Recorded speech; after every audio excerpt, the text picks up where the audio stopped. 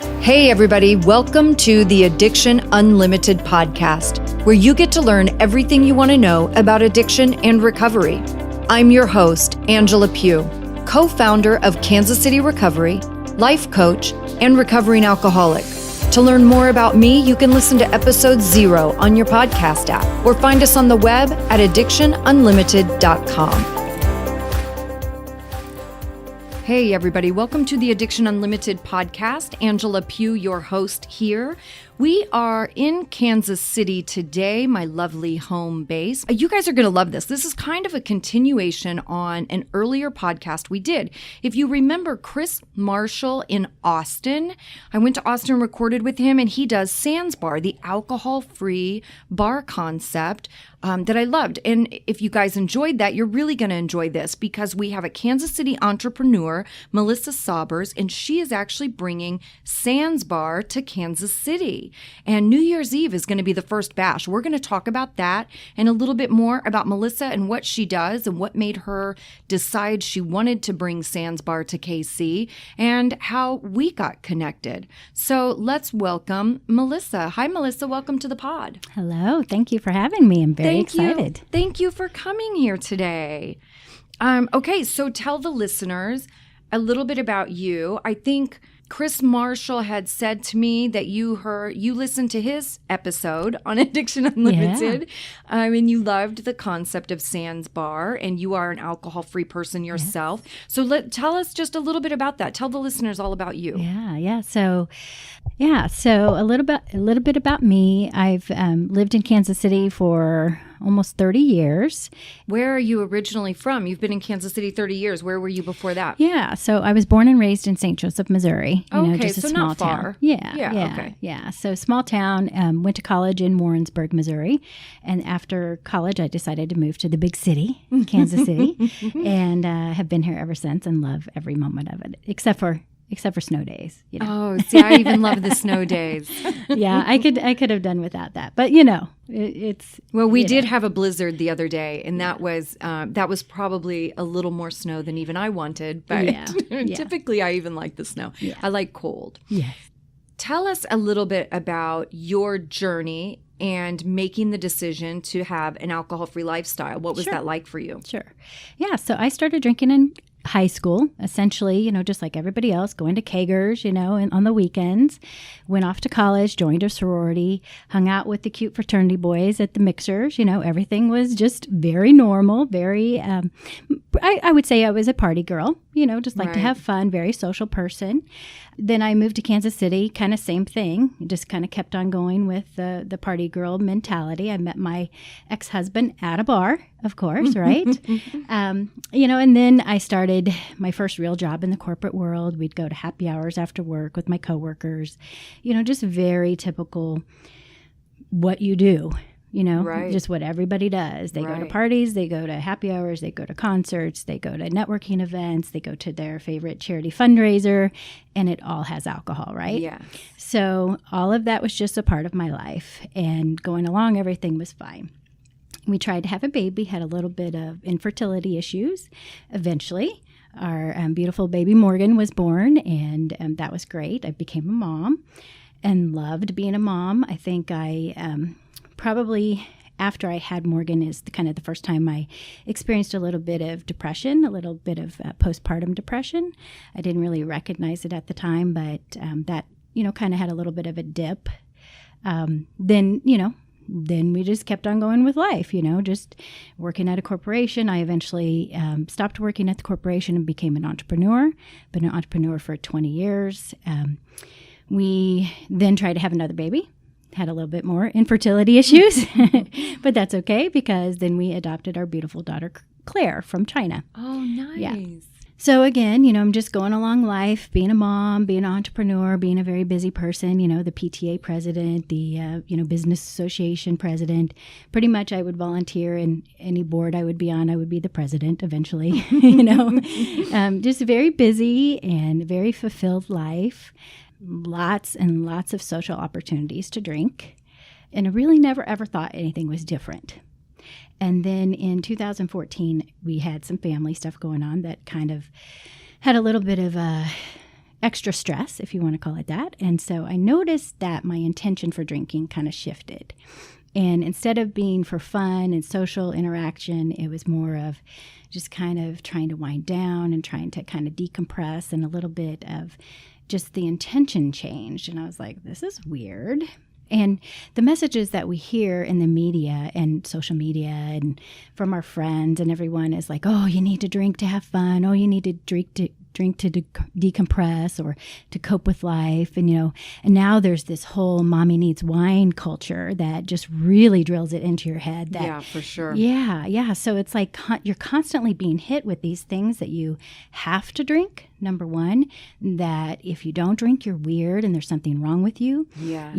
That you need alcohol to cope, that you need alcohol to survive motherhood, that you need alcohol to survive entrepreneurship, if that's your gig, or corporate life, if that's your gig, or if you're an attorney, then you need it to, connect with your clients. It is crazy. Like, as you're saying this, it really is marketed to be like the magic pill. Yeah. And I talk about that a lot, where alcohol is so cunning, because it really does, in many ways, it gives you whatever you're looking for, right? But we are so saturated with those messages that alcohol is the way that you relax.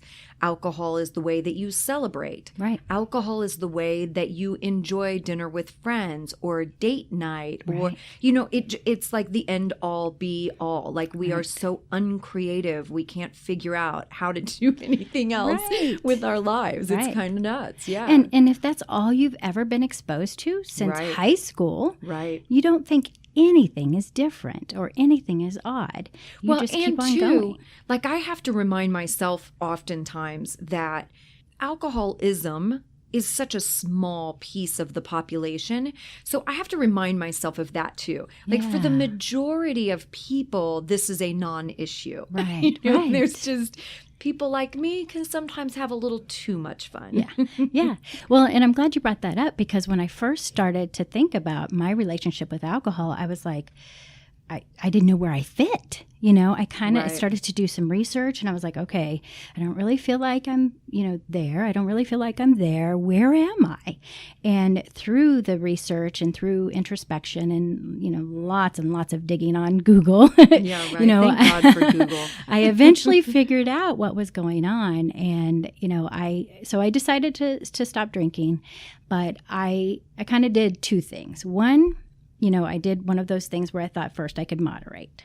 Sure. We all do that, I think. I think because we have so many messages that make us think that without alcohol we will have a horrible, lonely life, that when you first think about trying to take it out of your life, you're like, oh my gosh, I'm going to lose all my friends. I'm not going to be able to go to social situations and feel comfortable. I'm not going to ever have fun again. You just think all these things, and that really weighs on you. And so when I first started thinking about it, I was like, I can't give this up. I can't go somewhere and not drink because everybody's drinking. And I didn't want to feel different, you know? I mean, that's just really the net of it. And so I started to moderate. I tried to, I should say. You would make up all those rules. I'm only going to drink on the weekends, only going to be special occasions. I'm only going to have one glass of wine, so it's going to be the best glass of wine I'm going to have. So I get a $10 glass of wine, and then $40 later, I'm like, God dang it, I did it again, Yes. And so I really, really had to keep on digging, keep on digging. Why am I drinking? And did a lot of research and, again, a lot of introspection. Finally figured out that if I really, truly wanted the life that I wanted, I was going to have to give it up. And I somehow, I don't even know how, I just knew that if I gave it up, that I would have a better life. I don't even know how I knew that, because at first, I had all those blocks. So I did my research. I found HIP Sobriety School. I have literally the best friends in the whole entire world, all over the world now because of this. Yeah. I'm going to Austin this weekend, and I'm meeting a whole huge group of my girlfriends. It's phenomenal. I love that with 12-step program too. Like I can go to AA everywhere, and I have a built-in family. Yeah.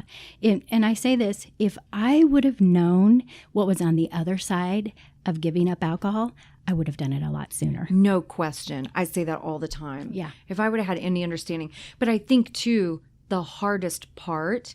Like the hardest part for me was at the end where when I was in that space that I knew I needed to give it up, but I was so scared to death to just commit to giving it up. Yeah. And I really had to be forced into that position. Like I did not go easily. But that was the most uncomfortable part of the entire journey for me, was just being stuck in that space because it was so hard to just think about it all the time and be in constant turmoil about it. And when I finally just gave it up, I was like, well, damn, this isn't so bad. It was so much easier. Well, and they call that cognitive dissonance. Cognitive dissonance. It's hard to say. But, essentially it's the devil and the angel on each of your shoulders saying, you really need to give this up. It's not really, making you very happy. It's not fun anymore. And then you've got the angel going, oh my gosh, it's so much fun. You got to keep on going, and you just kind of go back and forth and you're like, which one am I supposed to listen to, Right. And finally I listened to the angel, right? No, the devil. Anyway, I listened to the one that said, give it up, Melissa, just stop. That's the angel. That's the angel. I can't remember which one. So anyway, so I finally listened to myself actually and put myself first. And June 8th, 2016 was the last time I drank. Nice. Yeah. So I called June 9th, 2016 my alcohol freedom day. And I truly mean that. I didn't see it at the time. Of course, I thought it was just giving up everything. But I have gotten so much from this journey that it's truly alcohol freedom. Yeah. Where did it take you from that point, June 9th, right? Right. From June 9th, giving it up, to the place of starting Sans Bar KC? I know. So June 9th, 2016 was almost 2.5 years ago. So I'm getting ready to celebrate my alcohol freedom day, 2.5 years. So as one of the reasons that it took me a while to give up alcohol was because I thought I would lose all my friends. Right. I really thought that I wouldn't have any community, and I didn't go to AA, so I didn't have that community. But and I didn't really know anybody who didn't drink. I really didn't. So because we create our lives with drinking people. When I was a drinking person, I only hung out with drinking people. Yeah. Right. Yeah. So like the first thing was like I got to find some new friends. Now, let me just say this. I still have all of my old friends, and they are my great, I have my best friend from college and my best friend from high school and all of my girlfriends from my daughter's school, and people I've known. It's one of throughout. The most popular questions I get is, did you lose your friends when you quit drinking? And I actually just answered that question. My first Angela Answers Your Questions episode was number 31, and I answered that question because I get it so often. Yeah, and I totally thought I'd lose them all. Now, I don't do the same things that I used to do with them, but there's plenty of things to do that don't have to do with alcohol. I mean, I'm so busy. I definitely thought I would lose my busy, fun life, and I still have a very busy, full, fun life. I mean, believe me, it's even more so. I'm way busier now. Well, because I'm never hungover, right? I have all the energy in the whole world. I mean, I get up and I get going, and I can accomplish things, and I can set goals and make to-do lists and actually get it done. Yeah. Yes, and dream and actually fulfill all of those dreams. So, so I thought, I really wanted to create community. I thought there were probably a lot of other people who were just like me, who thought that they would lose their friends and thought that they would have no one to connect to. So part of my entrepreneurial background is that I own and operate a co-working space. And the reason I started my co-working space is because I was working from home and I was super lonely and disconnected from other people. So I wanted to create community. So I did that with my co-working space. So I'm taking those same philosophies and doing that with the alcohol-free community. Let's see. So fast forward to September of this year, of 2018, and I was on Instagram just, flipping through Instagram, and I see Erin Shaw Street. She does an Instagram page called Tell Better Stories, and it's all kind of about the mommy needs wine culture and how all those messages are constantly in the media and how we can counteract that. And so I was, I follow her, and I just saw her in Austin at Sans Bar. And she's taking these, posting these pictures about how much fun she's having, and Chris is in the pictures and all these cool mocktails and music. And I was like, what is that? And so I started researching it, and I went on a walk at the park, and I listened to the podcast and listened to you and Chris talk about the concept. And I was like, oh my God, we totally need this in Kansas City. So I reached out to Chris and told him my story, told him my motivation, and he and I started talking, and then Sands Bar Kansas City was born. It is one of those things, I'm sure, when you quit drinking, you could never have seen yourself doing that. You know, like it's just so interesting where it takes us and how many more opportunities are open to us. Yes. So one of the things you and I were talking about before we started recording is obviously I come from a little different background in my sobriety. I'm an AA'er. In some ways, I'm really traditional 12-step. In some ways, I'm not. You know, I had to do things a little bit differently in certain ways and make it work for me. But I love the program, and I love, obviously, it saved my life. And I think for me, what I wonder is how open will people from the 12-step community be to an alcohol-free bar? Right. Is it going to be weird? Because I know there are some really old school AA people that will definitely be against it. Right. And I got some of that feedback even when I had Chris on the show about Sands Bar in Austin. I definitely had some feedback. Well, I had one guy said, terrible idea. And I was like, well, it might be a terrible idea for you. It doesn't mean it's a terrible idea for everybody, you know? Yeah. But there are, and I think this is one of the points that I love to really make with the podcast, is there are so many different schools of thought, and nobody is right or wrong, right? That's my thing. Nobody's right or wrong. Yes. My way does not fit everybody else, right? Yeah. Even though I went 12 steps, the way I did 12 steps, I did it differently in some ways. Yeah. So would I recommend my path to another person? Absolutely not, because it wouldn't be the right path for them. But I wonder what that demographic is going to end up being. You know, like who's really going to show up and who's going to have fun with it. I'm glad, you know, so I'm so glad that you're bringing this up for a couple of reasons. One, this is what I call it. I'm sure there's actually an official name for it, but I call it the alcohol use, misuse, and abuse spectrum, right? So there's this spectrum. You start using alcohol, sometimes you misuse it, and sometimes you abuse it. And sometimes you can float between that, you know, up and down that spectrum. And sometimes you end up, you know, on the furthest end of the spectrum, depending upon many things. You know, I'm not I'm not a medical expert or mental health expert.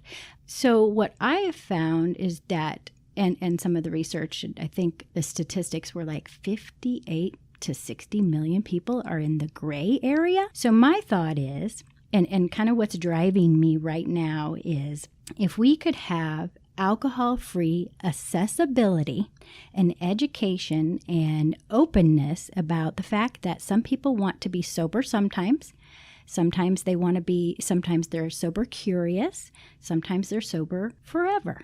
Right. You know, there's all kinds of options. You know, you were talking about dating. Well, I just started dating. And sometimes that question comes up, and some guys are like, yeah, I can take it or leave it. And I'm like, oh, that's awesome, you know? Right. You know, and I think even talking to my friends, there's, you know, we were talking about my other friend, Angela, she identifies as sober curious. And then I was talking to somebody else, and they're like, you know, alcohol gives me a headache, and it'll start a migraine for me if I drink it. Well, of course, there are a bazillion reasons why people don't want to drink. That's right. It's not always because there was an issue. Right. So my thought is, if we can really focus on giving people options way up front and stop pressuring people to drink. Right. You know, like I just get so frustrated with it. Like if I don't want to drink, stop giving me shit about it. Yes. You know? Amen. Just let me not drink. Let me be. So I just reposted at Silly Lara, who I love, and her Addiction Unlimited episode is coming up soon. She nailed it, right? She brought it up as cocaine. She used cocaine as the example, which was so smart. But she said, I'm going to read this really quickly because it's just exactly what we're talking about. Okay, the post was, alcohol is the only drug on earth where you have to justify why you're not taking it as opposed to justifying why you do. Right? And then she wrote this beautiful thing. She said, I've never had anyone ask, wait, you don't snort coke? That's so weird. Why don't you snort coke? Are you pregnant? Are you on medication? Are you an addict? Oh my God, I'm so sorry. You must be allergic. What do you do for fun if you don't snort Coke? Can't you have just one line? I don't think you have a problem. You're fine. I'll buy you an ounce. Yes. But like I read Seriously. that today, and I think she posted a while ago, and I had been hanging on to it. But I read it, and I was like, "That is so true. Those are the things that people say to you when you say you don't drink. Right. Like it's weird to not drink." Right. And so this is what I think about alcohol. I mean, in society, we either glamorize alcohol use and abuse, or we normalize it. For sure. Okay, or we stigmatize it.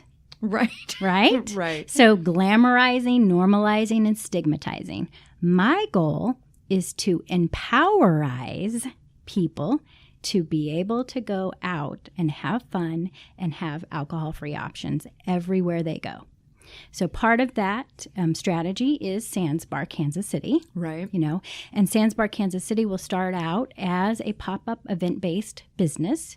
We will have events throughout Kansas City with different themes. The New Year's Booze-Free Bash is the first one. For our second one, we have a Valentine's themed event. Isn't that going to be fun? Oh my gosh, I love that. Okay, so what is your Valentine's thing going to be? So our Valentine's theme event will be in Lenexa at the community market.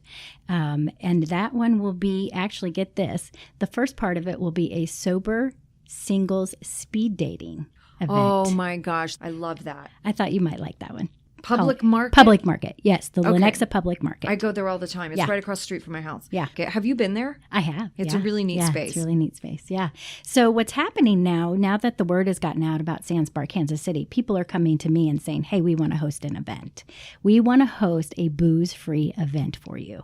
When I started to make the announcements about this, I was blown away at the reception. I'm so glad that you had that response too, because again, we were talking about this before we started recording.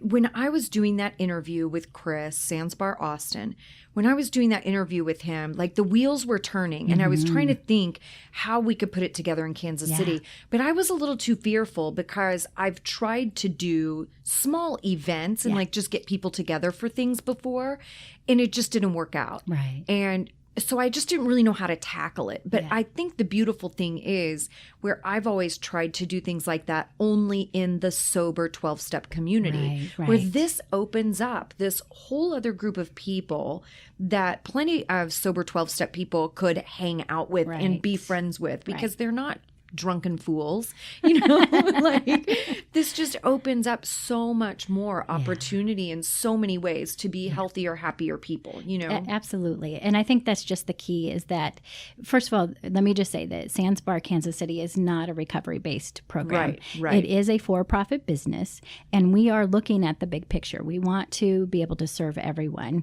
who just wants a sober night. They just want an alcohol-free night.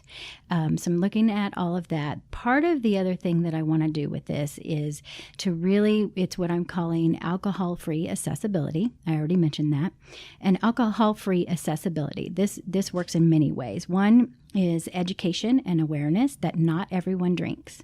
Right. Period. Not everyone drinks. Isn't that so crazy? Because I say this, it's so bizarre to me because I worked in bars my whole life. So I literally thought like everybody in the world drank every day. Oh, me too. Because that's what I was surrounded by. The very first person I ever heard of that didn't drink every day or never drank really was Donald Trump on an interview 100 years ago, right? Interesting now. But it was a million years ago. And I remember him saying like he'd never had a drink of alcohol and never smoked a cigarette. And I literally remember going, oh, wow.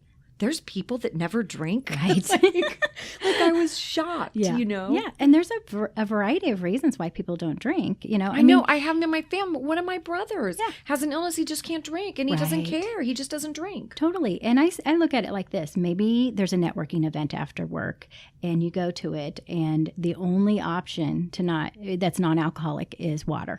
Or Diet Coke. How boring is it? Like, let's say you are going to a networking event after work, but you have to go pick up your child from soccer later, right? So you're like, okay, I'm just going to go to this networking event real quick, stop by, then go get my kid from soccer, okay? So you go with the intention of not drinking. You get to the bar and the only thing they have is water. Or sometimes they don't even have water. I am not joking. I was talking to a friend yesterday, and she said that she was actually she was working in the startup world at a tech startup, and they had like this big offsite thing all day. And it was outside, and it was summertime, right?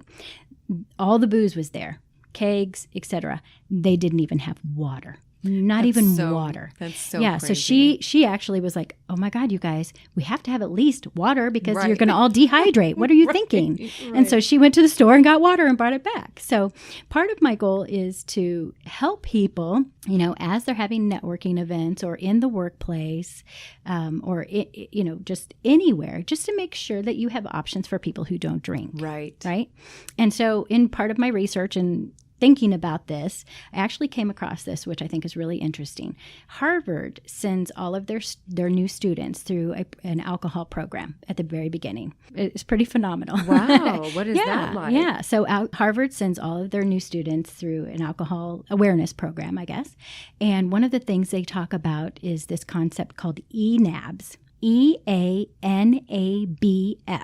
Okay. Equally attractive non-alcoholic beverages. Okay. Nice. ENABs, so equally attractive non-alcoholic beverages. And they say if you're going to be throwing a party, you need to have a 1-to-1 ratio of alcoholic and non-alcoholic beverages. Right. Yeah. And not just beer and water, Right. but beer and a very equally attractive non-alcoholic beverage, right? And it seems so simple when we talk about it, but people just don't think about it. Right. And I didn't. Well, and it is just like you were saying, it's so normalized. Right. And like I look at this too with like Southwest Airlines. I love Southwest Airlines. It's all I fly as much as possible. Right. But to reward me, they send me drink tickets. Right. Right. Like those aren't good for drinks or snacks, or you know what I mean? Like it's just drinks. And I'm like, thanks, Southwest. Like there's nothing I can do with this, Right. So I'm like giving them away to people, trying to be nice, whatever. But it's so irritating. It's like, why is that the reward? Exactly. Why is that the reward? Like, give me a sandwich or something. Right. Give me an upgrade with extra leg room. Not that I need extra leg room, but you know what I mean? Right. Like, give me an upgrade. Give me something. I don't need a drink. Something that's not associated with alcohol. Yes. A cocktail is not a reward. Yes. I went to a charity fundraiser. Walked up to the bar, my friend with me, she didn't drink either. I said, "Oh, so what do you have that's non-alcoholic?" He goes, Shirley Temple. I'm like, really? Is that as creative as you can get? Yeah, right. And then he said, well, I could just pour all the juices into one cup. Is that okay? I'm like, really? I said, just give me a Red Bull. Right, I was just, or a water. I can't remember at that point. I was just so deflated. Like, all I want to do is just drink something that tastes good. And, I just don't want to be treated different. Yeah. I just want to be treated like everyone else. I love that Harvard program. I'm going to look that up. That's amazing. Isn't that amazing? Are they the only place that does it? That's just the one I came across. Okay. So, but I think that is part of my goal is not only to have these booze-free bashes and these, alcohol-free events, but also to help corporations and co-working spaces and workplaces and charities, etc. Anybody who is throwing an event or having alcohol as an option, just to help educate them to be able to have more options for the masses. Right. That's what's really driving me right now. And whether that be going on a podcast to talk about it, writing a blog post about it, posting on Instagram, or actually getting in front of those people and talking about that. And, so part of Sans Bars will be developing, a whole menu of, alcohol-free, handcrafted alcohol-free drinks, not just pouring a bunch of juices in a That was cup. one of my favorite things with Chris on the show, too. The way he talked about alcohol-free drinks. Like, it was such a beautiful way that he put it together and the way he made it sound. I was like, yes. Like, it was just very adult and normal and a level of sophistication that was just nice to think of an alcohol-free drink in that way. Yeah. Yeah. It's not just a bunch of juices thrown into a cup. Right. Right? I mean, it's such a simple little thing. But so really, as we start to throw these different events throughout the city, like I said, it's not a recovery-based event. We obviously want to support and have options for people who are in recovery or who identify that way. We also want to, be able to serve a person who just wants to be sober sometimes, or sober curious. So we're kind of looking at the big picture and really trying to have more alcohol-free accessibility. Yeah. Alcohol-free accessibility is like my mantra now. Yeah. I love that. It's so smart and it's so needed. Yes. What would you say is what has been your most challenging time as an alcohol-free person, and how did you get through that time without drinking? I have a really good one. So I'm in the middle of going through a divorce, and, for a year, 6 months to a year, I really contemplated what my next step was, whether I was going to go through the divorce or not. And I felt it all. I felt every bit of pain that there was, that you could feel. And I was able to feel that tipping point that said, there is more pain staying in this relationship than there would be pain leaving. Right. So and I was also able to very clearly articulate my why to my ex-husband. So that, and I think also in doing all of that, clear-headed and sober and alcohol-free and all of that, I hopefully able to show my girls, how you do this, how you handle this kind of thing, and how you cope with such tremendous pain without numbing out with alcohol. Right. And it's so empowering. Even having the ability to get through those things without drinking, to me, is so empowering. Yeah. And I never, ever craved alcohol during that time. I did have the need to escape. Mm-hmm. I did not want to sit in that pain. Yeah. I did not. It was very painful. But when I felt like that, I escaped to the yoga mat. Right. Or I would go to the coffee shop, or I would journal, or I would go for a walk. I used all my coping skills that I now have that I didn't ever develop. Right. When you start drinking when you're in high school and throughout your whole life, even though most of my drinking was for partying and having fun, they don't teach coping skills in school. No, they don't. And when you start using a substance, you stop developing coping skills. Yeah. Alcohol for me was my coping skill. Yeah. And so, so now I have a whole host of coping skills, toolbox, if you want to call it. And I do those things when I'm starting to feel uncomfortable. And they help me also, get a clear picture of what my next step is, whether I'm trying to get through a very emotional time or whether a very happy time too, Right. So that's probably the best example, I guess.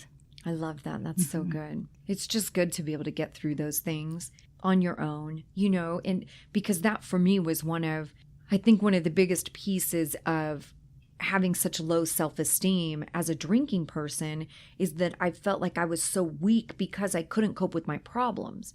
I never felt like I was weak because I was an alcoholic. That I don't feel like that's a weakness. Right.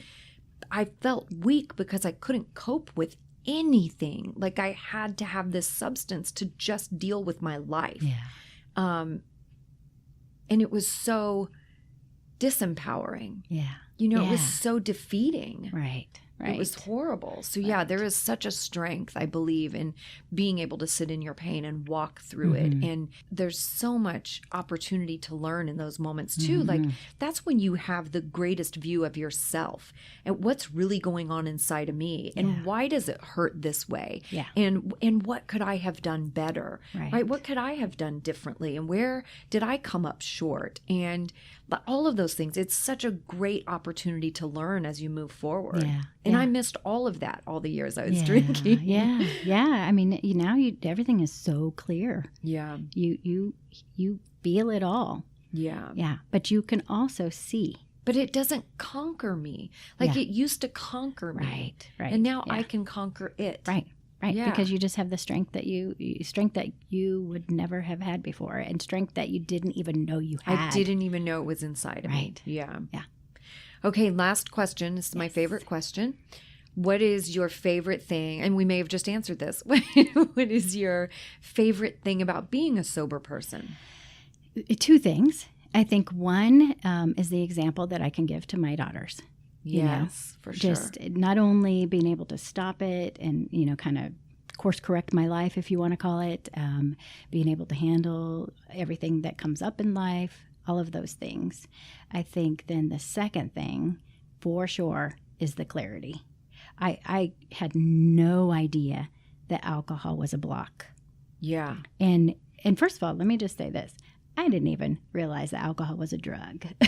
Oh, right. I am not joking. I never, ever thought of it in that context. And sometimes I say that and people are like, well, duh, of course it is. I'm like, but I never, ever thought of it in that context. Yeah. And so now I think of alcohol, for me, it was a block to my creativity. I say it dulled my sparkle, and I was not able to shine my light. And so now it's very crystal clear. I can shine my light. I can help other people. I can see where I want to go. It's just crystal clear. Yeah. And such a comfortable life. Like, I just never would have guessed that sobriety would be as fun as it is. And I would have never guessed that I could achieve what I've achieved in my life and just as a human. Yeah. Like, I never knew I could be a good person. It's kind of bizarre. Yeah, I know. Who knew? Who knew? Who knew? And if we would have known sooner. Yeah, I would have done it sooner if I would have known. Totally. I was tricked. Aren't we all? Well, Melissa, thank you so much for coming on and sharing your story. I'm so excited about Sans Bar KC and all the events you're doing, and I want to be a part of all of it. So we'll talk more about that. Yeah. We want to give the Addiction Unlimited listeners a discount code. So. Yes, I love that. Yeah. So if you guys go to addictionunlimited.com/SansBarKC, I'll have all of that information on there, Melissa's information, the discount code for the New Year's Eve booze-free bash that we're going to do here in Kansas City. That'll be awesome. And you guys can find all that information there. Thanks so much, Melissa. Yeah, thank you.